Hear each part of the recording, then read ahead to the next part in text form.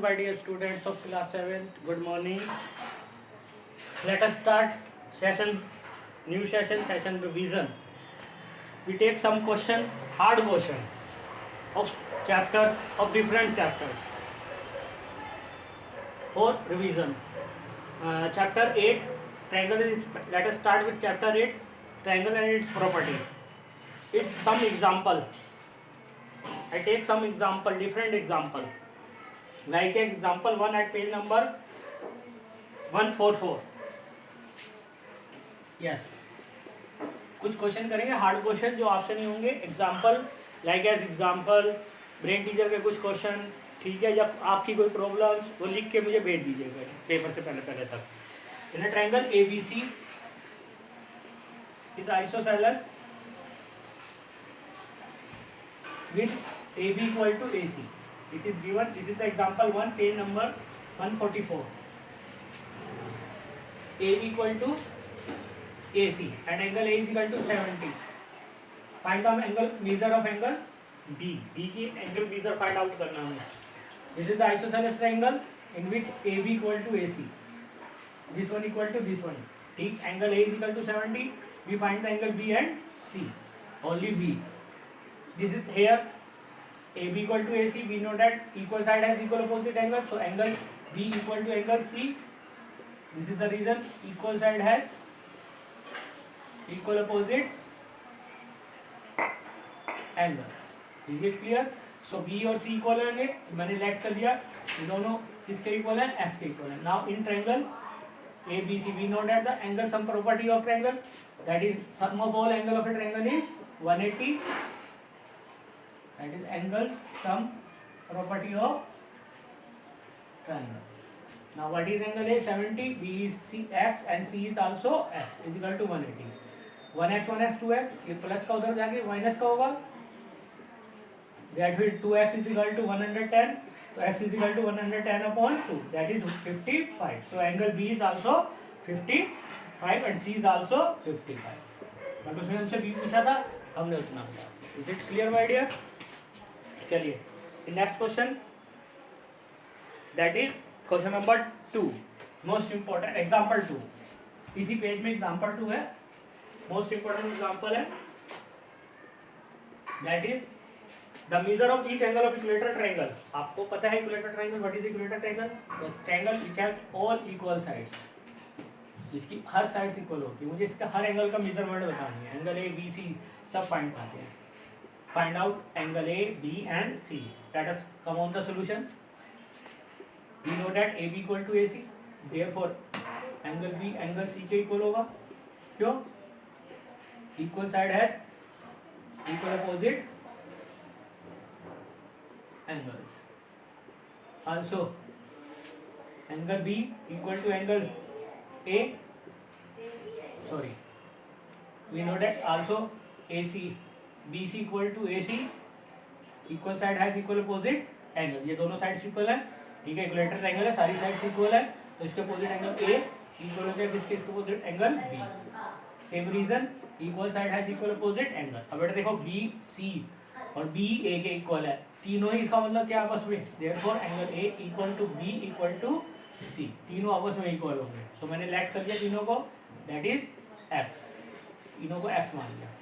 अब इन angle sum property ने ट्रायंगल ABC में आ जाइए और एंगल सम प्रॉपर्टी यूज कीजिए. What is the angle sum property? All angle of a triangle is 180. Sum of all angle of a triangle is 180. Angle sum property of triangle. Now come on, what is A? That is X. B is also X. C is also X is equal to 180. तो how many X? Therefore 3x is equal to 180. 360. X is equal to कितना आ गया? 60. So angle A, B और C तीनों x माने थे, तीनों कितने के हैं? Therefore all angle of a equilateral triangle is 60 degree. सारे के सारे एंगल कितने के हैं आपके? 60 degree. Is it clear my dear? All angle of a triangle is 60 degree. Now come on.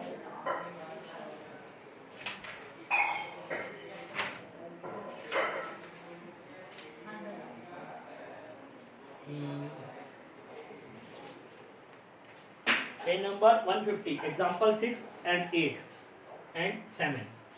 7, 8 ये तीनों कराऊंगा. That is example 6 at page number 150. The length of two sides of a right triangle are 55 cm and 12 cm. Find the length of its hypotenuse.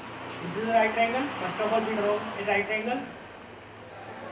This is a right triangle. If the hypotenuse, length of two sides, इन दोनों sides की length दे रखी है 5 and 12 cm. We find out the third side यानी hypotenuse ये find करनी है हमें.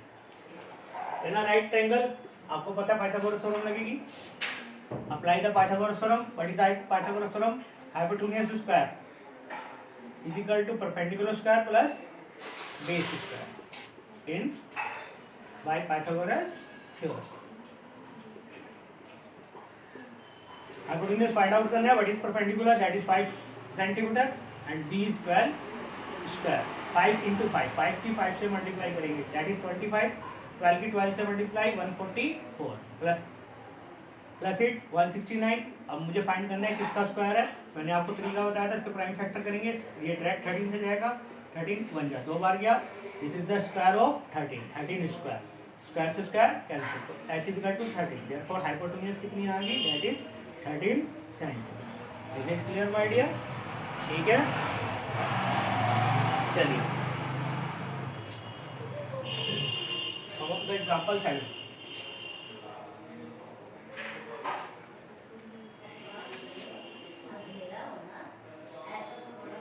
A ladder is placed in such a way that the foot of the distance is 7 cm from its wall. ये wall है. This is a 7 meter. Sorry.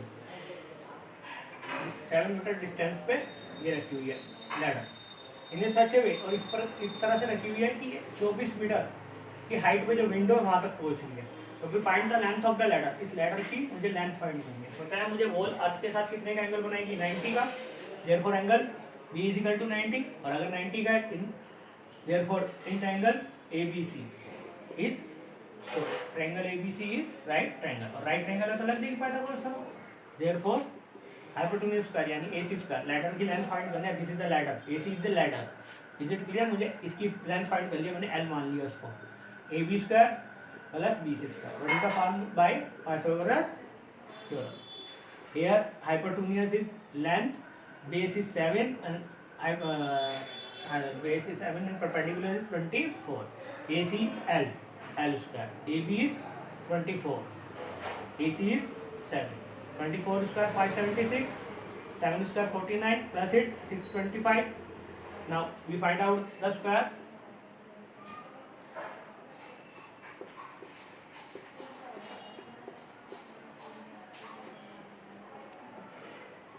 So length of ladder is 5 meter. Length of ladder is 5 meter. Is it clear? Sorry, 25. This is a 25. दो के pair बन के एक बाहर आएगा ना. 5 into 5 that is 25. So length of the ladder is 25 meter. Is it clear my dear? ठीक है. चलिए आइए. Come on the example 8. Most important example for the examination purpose. What is the example? ABC is isosceles right triangle. This one is isosceles right triangle. A, B, C. In which AB equal to AC.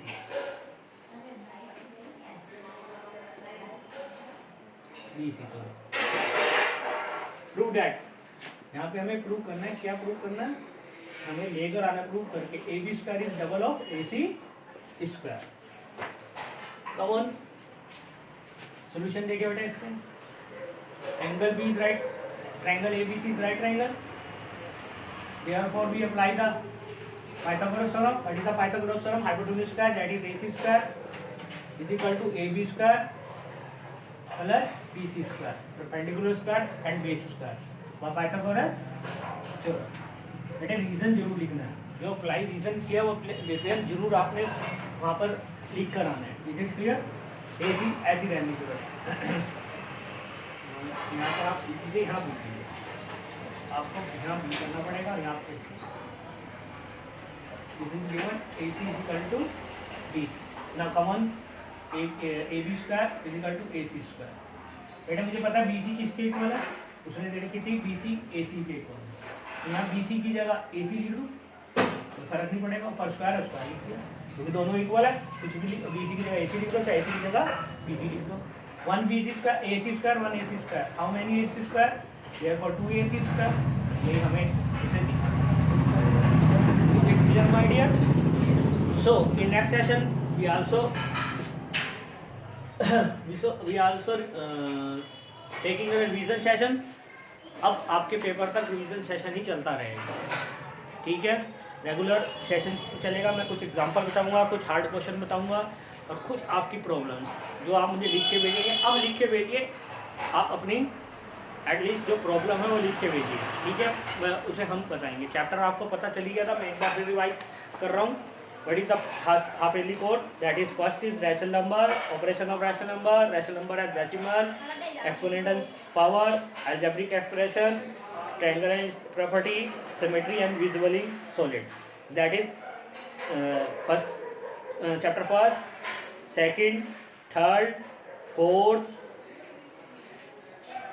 8th, 6th and 13 and 14। फिर से revise कर रहा हूँ। 1 यहाँ लिख रहा हूँ मैं, 1 2 3 4 6 8 13 and 14।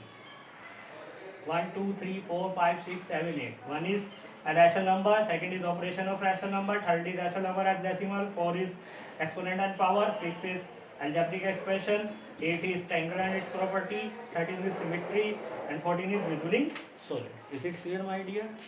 Till then, thank you very much.